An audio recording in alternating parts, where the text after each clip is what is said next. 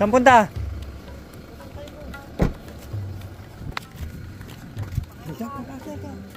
Tawag ka. Ha? Lalam. Tawag ka. Hindi na sa atin kung pamangan. Sabay na tayo. Toy.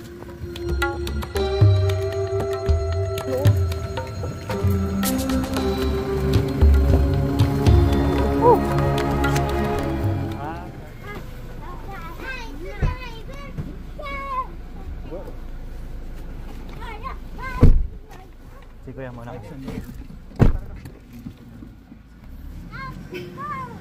Open mo mic niya. Ha? Mic.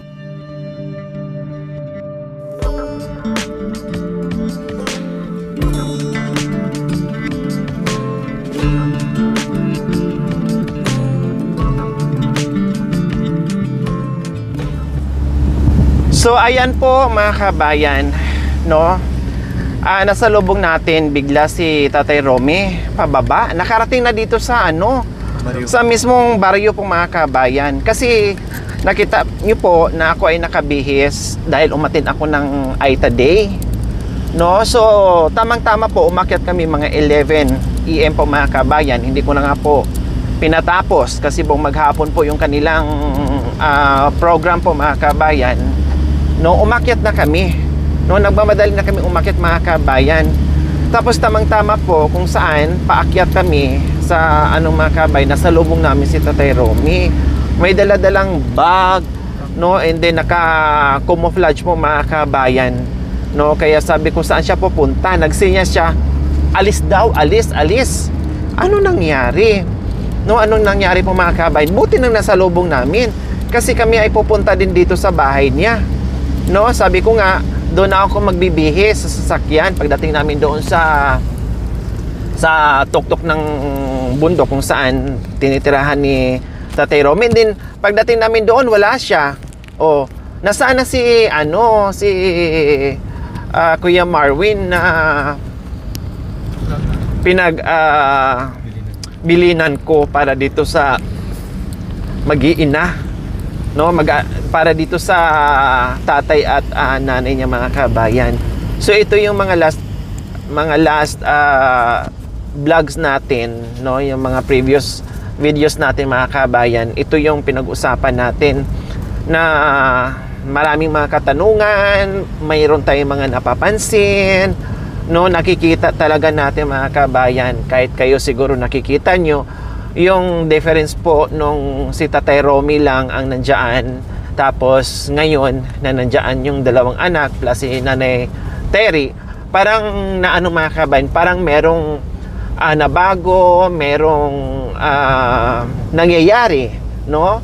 So yun nga, nakausap natin si Tatay Romy nung nakaraan, and then si Nanay Terry mga kabayan, dahil hindi nagpapansinan, hindi nagkikibuan. Basta bahala na kung magkasalubong man dyan, magkatinginan, lilingon pa mga kabayan. So ngayon nagulat ako, iniisip, lalo ako napaisip ng malalim mga kabayan, kasi baka mamaya pag katagalan, no, sa katagalan po mga kabayan, hindi natin alam lahat na baka mamaya hindi na uwi si Tatay Romy mga kabayan at makahanap ng ibang bundok.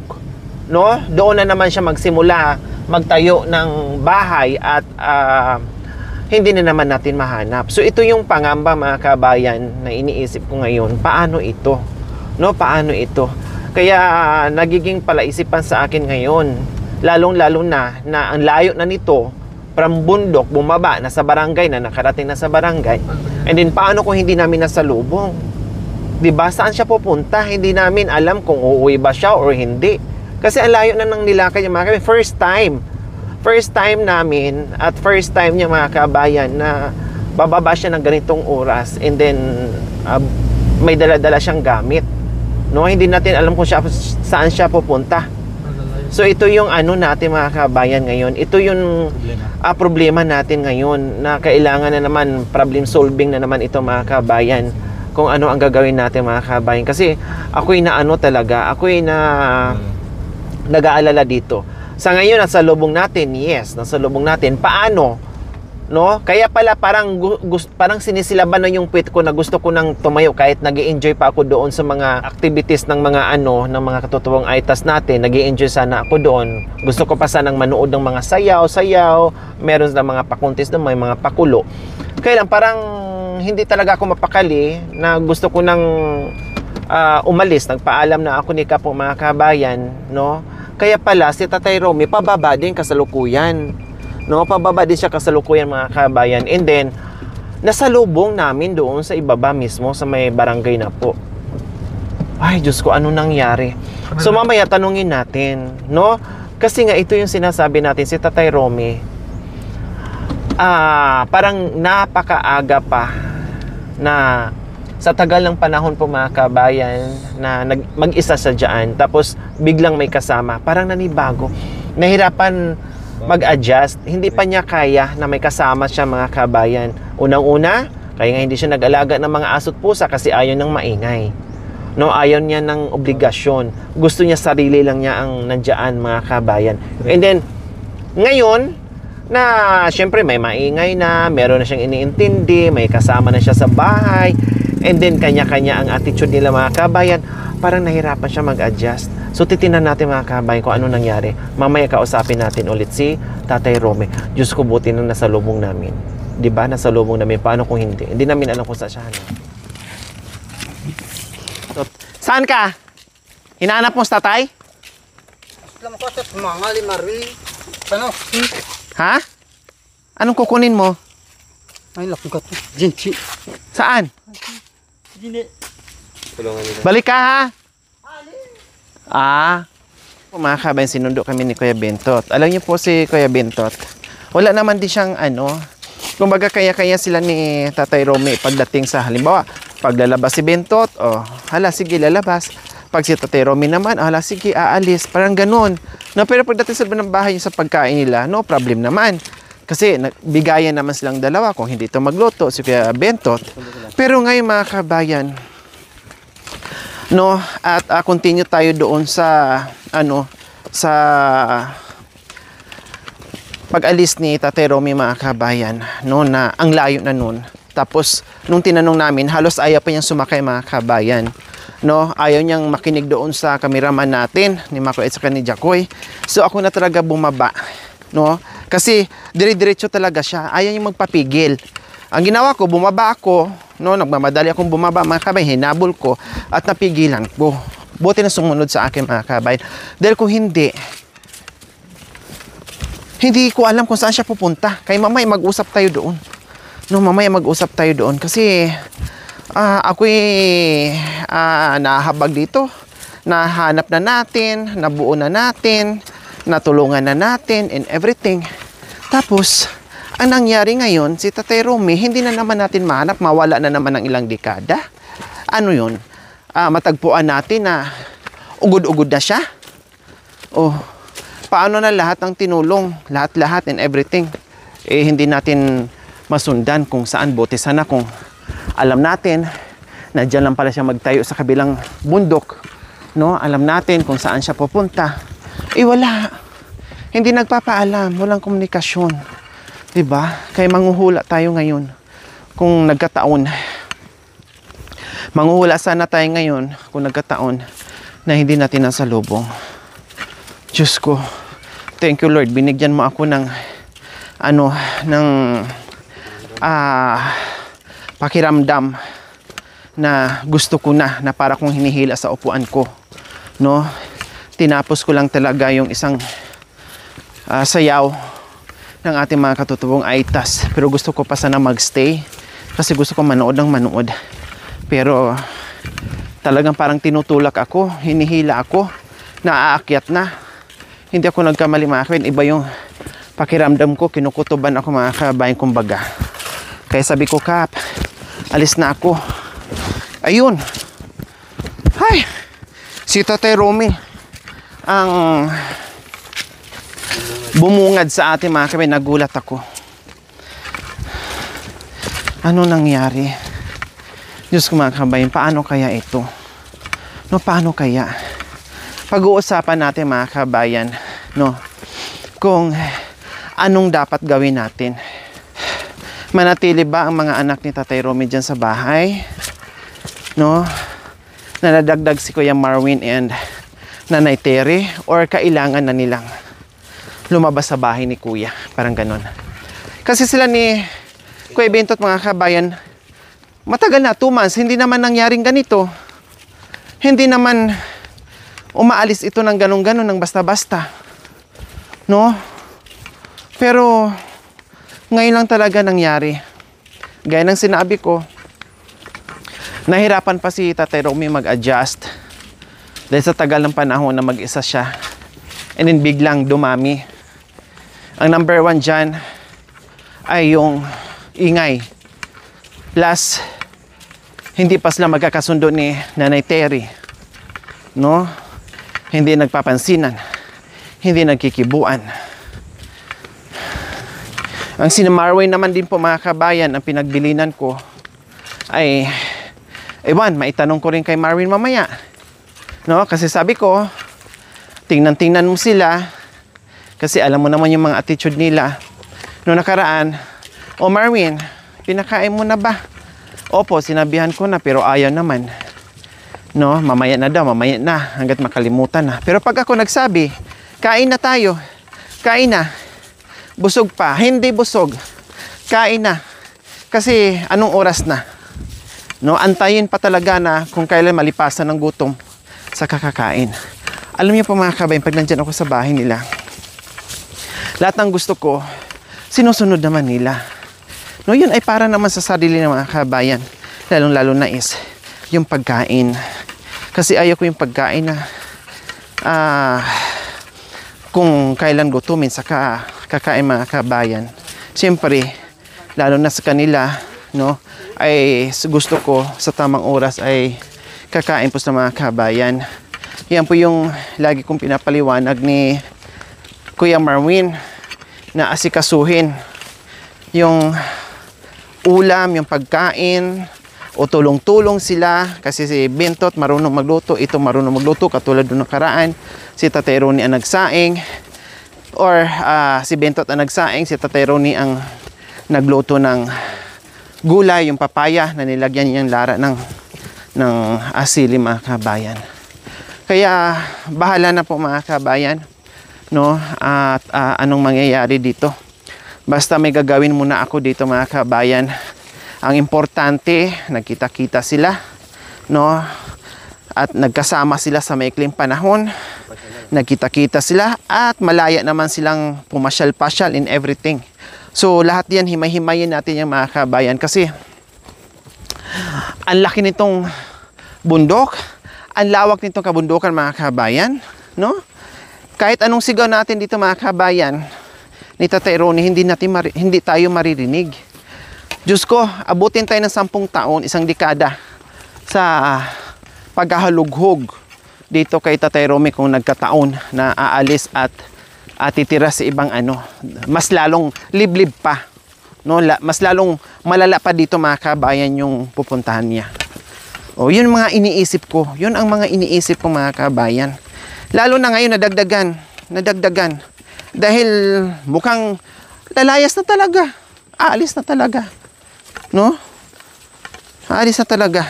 Kasi ito yung bag niya dala-dala. Nandiyan lahat ng importanteng bagay. Na bit-bit niya na nakasusi, na lagi nakatali sa niya, sa katawan niya. No? Yan yung dala-dala niya palagi, mga kabayan. O, ibig sabihin, kahit saan siya magpunta, kahit anong gawin, no, kahit anong mangyari, ay basta hawak niya at dala niya yung kanyang bag. Kasi may mga importante dyan, mga kabayan. Sa ngayon, hindi ko na alam kung anong laman yan. Kasi, na yan eh. Nasilip ko na yan. At napalitan na yung ibang laman niya, mga kabayan. Sa ngayon, hindi ko na nasilip na Good timing talaga, mga kabayan, yung pag-uwi ko. Oo. Kasi darating ako, maghahanap ako kung saan. Last time, naghahanap ako sa taniman. O, buti nandun sa taniman. Then last time, naghanap ako. Nandun lang pala sa punong kahoy, nakahiga. No? Natutulog. So, last time, naghanap ako. Nandun lang din pala sa punong kahoy, nagyuyusi and everything. So, ganun. Ngayon, hindi lang sa punong kahoy, hindi lang sa taniman, kundi talagang lumayo na. Oh, lumayo na talaga. Hindi natin alam, baka ayun nga, nailibadbaran or ayaw niya ng maingay talaga at hindi pa niya tanggap na maingay yung bahay niya na marami nakatira. No, kasi ang bahay niya mga kawin, alam niya si Nanay Terry nandyan. Alam niya mga anak niya nandyan. Pero lagi nakasusi. No? Labas-pasok. Magbukas lang yan. Kapag nandyan ako, pag sinasabihin ko, huwag mo nang sirado. May tao. Dito lang. Walang mawawala dyan. Ako bahala. So ayan, bubuksan niya yan mga kabayan. Pero, pag nakabukas, nandoon lang din siya nakaupo sa terrace. Parang binabantayan, ginagwardyahan din po niya yung kanyang bahay mga kabayan. So sa tingin niyo po mga kabayan, ano kaya? No? Ano kaya mga kabayan ang gagawin natin dito kay Tatay Romy? Sa tingin niyo po. Ayan po mga kabayan, na dito kami ngayon. No, itanong ko na daritsahan ni Tatay Romy mga kabayan. Ikaw ba dyan ay maingay? Naingayan ka dyan? Bahay mo? Maingay? Ha? Bakit maingay? Bakit? Puwalis mo yun mga baterya. Ipaalis ko daw yung mga baterya. Alisin yung mga baterya para walang ingay? Para walang maingay. Eh paano yung mga cellphone nyo? Saan i-charge? Wala, dito. Dawa ko tayo mo, bomba. Aday. Helicopter. Ipaalis daw po mga kabayan yung mga charger para walang maingay. No, ibig sabihin po mga kabayan, naiingayan si Tatay Romy. Kasi nga, iba yung aura ngayon ni Tatay Romy mga kabayan, na akala natin ay magiging okay siya na nandyan yung asawa, nandyan yung pamilya. Pero napapansin ko na iba yung aura niya. And then, yun nga, nasabi ko na siguro naiingayan siya, hindi pa siya handa o hindi pa talaga siya nakapag-adjust na may makakasama siya ngayon. Pero sila ni Kuya Bentot mga kabayan, wala naman. No? Kasi si Bentot mga kabayan, hindi naman din nag-iingay, minsan lang naman din nag-iingay, plus yung busy din si Bentot sa pagtatrabaho, no? Hindi talaga as in whole din nandiyan sa bahay niya. Dahil pag nandoon sa ulingan, buong maghapon siya, minsan doon pa natutulog sa bahay kubo niya doon. No? Unlike ngayon mga kabayan na talagang from morning hanggang gabi, araw-araw, araw-gabi ay nandiyan nakastay sa bahay kubo niya mga kabayan. So, please, tulungan niyo po ako mga kabayan kung ano po ang magiging desisyon natin, no? Manatili ba yung mga anak at asawa ni Tatay Romy dyan sa bahay or si Tatay Romy po muna, no? Hindi ko alam talaga mga kabayan kung paano. Hindi ko alam kung paano mga kabayan kasi pati ako nahihirapan din. Siyempre nakitaan ko na si Nanay Terry po mga kabayan na medyo okay at parang ayaw na rin yung umuwi sa housing. And then yung si Marwin, mga kabay, nakitaan ko rin na nag-i-enjoy din dito. At the same time, nakakatulong din kay Tatay Romy, mga kabayan. No? Pero kung laging ganito, mga kabayan, ang nakikita natin ni Tatay Romy, hindi nagiging maganda yung epekto sa kanya. No? Hindi nagiging maganda yung epekto sa kanya, mga kabayan, na ang akala natin ay lalong magiging mabuti yung kalagay ni Tatay Romy at maging okay siya, pero parang nagiging worse pa po mga kabayan. So ito yun ngayon ang pag-uusapan natin kung paano natin pagtimbang-timbangin itong napapansin natin, itong nakikita natin, itong problema ngayon, no? Dahil napakahirap po mga kabayan na kung ano ang gagawin natin sa pamilyang ito, no? Kumbaga dati talagang grabe yung sacrifices po mga kabayan, yung mga panahon na inahanap po para mabuo yung pamilya. And then ngayon parang naakala ko ay mapalitan ng kasiyahan po mga kabayan. Tapos ngayon parang problem solving naman po mga kabayan kung paano na naman natin, no, gagawin na manumbalik yung sigla ni Tatay Romy manumbalik yung dati niyang siya bilang Tatay Romy, no, na hindi ngayon na parang nagiging shy tuloy siya, parang nagiging tahimik, parang lagi umaalis, no? Punta doon, punta dito, hindi magstay sa bahay, and then ngayon ay mukhang lalayas na, no? And then pinipigilan namin dire-diretso kung hindi ako bumaba, kung hindi ako yung pigil sa kanya, wala. Dire-diretso talaga ayaw magpapigil po mga kabayan. So ito yung ating problema ngayon, no? Ito yung problema natin ngayon. At minsan nakakatakot pa mga kabayan kasi may mga dala-dala si Tatay Romy na bawal, no? Hindi ko na masasabi mga kabayan, no? May mga dala-dala si Tatay Romy na bawal. So hindi ko rin alam kung paano natin to gagawin, no? Na yung bawal na yan ay makuha natin, matanggal natin, no? Or matago niya, no? Matago niya na hindi na niya bitbitin, itago na lang niya diyan sa tabi na hindi niya bitbitin mga kabayan. So yun yung mga bagay-bagay din na isa din sa nakakatakot, no?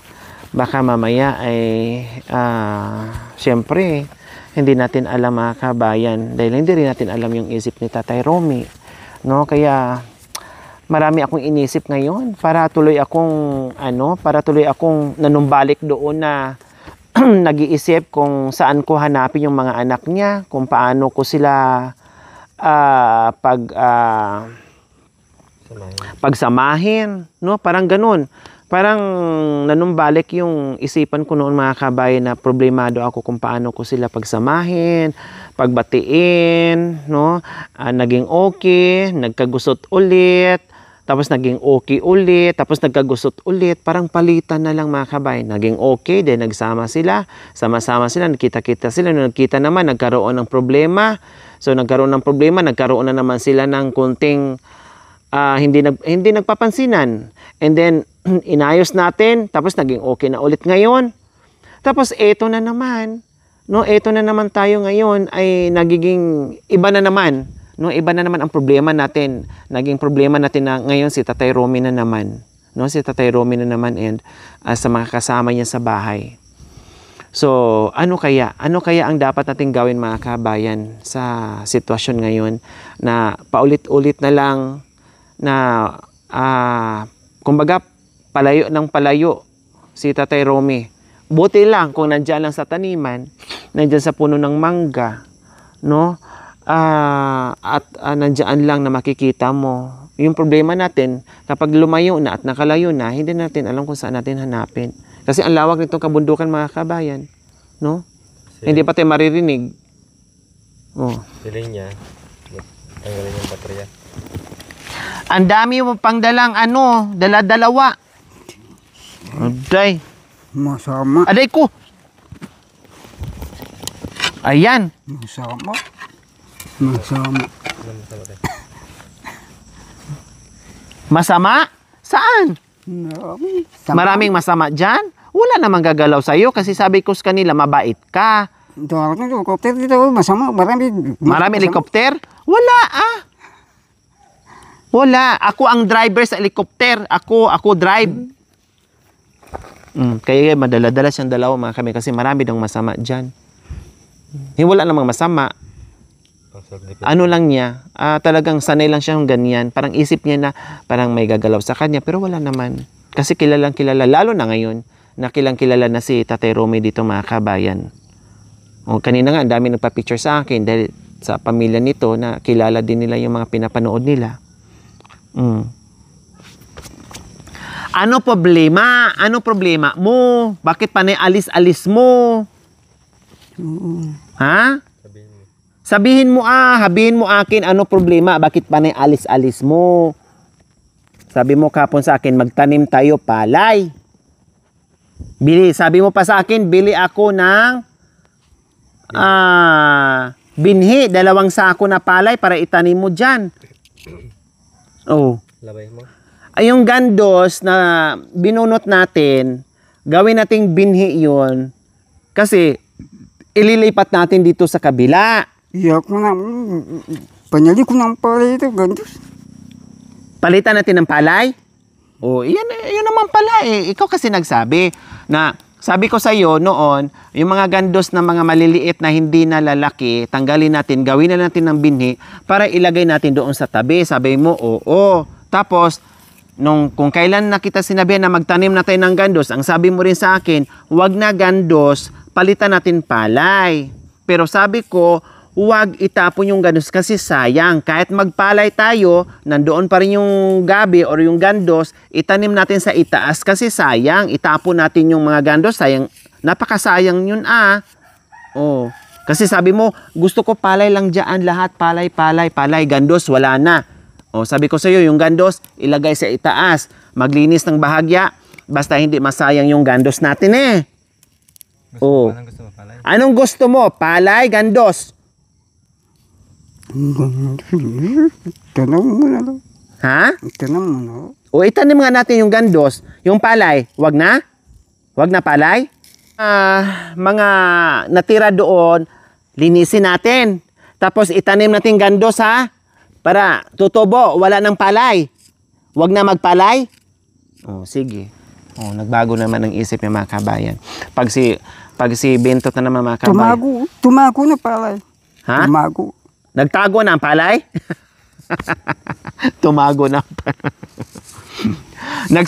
Naghanap pa naman ako ng binhi ng palay. Kasi sabi mo, 2 sako ang bilhin natin. Naghanap ako. Ngayon, hindi na ako maghanap. Darating ang gulo. Darating daw ang gulo. Matagal pa gugunaw ang mundo. Walang gulo na darating.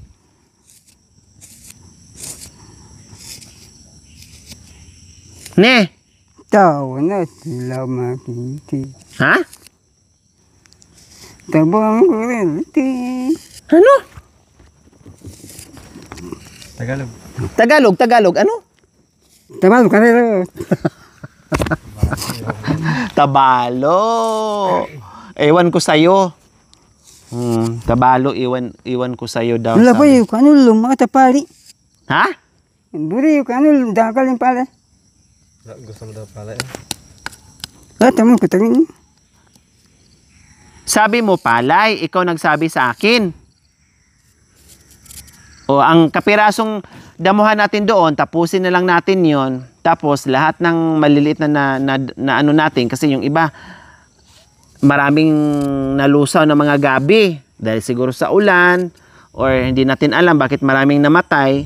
So lahat ng nabunot natin na merong laman, gawin nating binhi iyon, tapos yun ang itatanim natin para dumami, katulad doon sa dating na-harvest nyo na malalaki na marami. Ha? Ganun lang gagawin natin ha? Sige ha, hindi na ako hahanap ulit ng palay. Gabi na lang. Obe, labay mo obe? Obe? Tungkong gagawin, daigong kalamay. Kalamay, ayaw mo, obe? Kalamay. Ayaw mo, obe? Binta palengke, obe, mahal. Maragol. Ayaw mo ng obe? Maragol, ibenta bahay, binta bahayan, mahal. Pag Disyembre. Pita ng tanong, ubi. Awang kalin. Ha? Pita ng tanong, ubi. Aling mo kalkalin ba? Mo na ba? Syempre, kalkalin mo talaga kasi maragol yun. Parang siguro ayaw niya ng ubi mga kamay kasi mahirap siguro harvestin kasi pag malaki mga kabayan, may pagkakataon pa talagang hala, sige hukay ka doon, hukay dito mo. Kasi gusto mo buo yung makuha na hindi siya sugatan para hindi masira mga kabayan. Kumbaga, kailangan marunong ka maghukay ng ubi. So ayan po mga kabayan, we will see po kung anong mangyayari dito sa kay Tatay Romy, kay Nanay Terry, kay Marwin. Titinan natin mga kabayan. No? Titinan natin talaga. Okay, sige. Yun lang muna po mga kabayan. Babay po muna ha. Thank you for watching. Don't forget to like, share, and subscribe.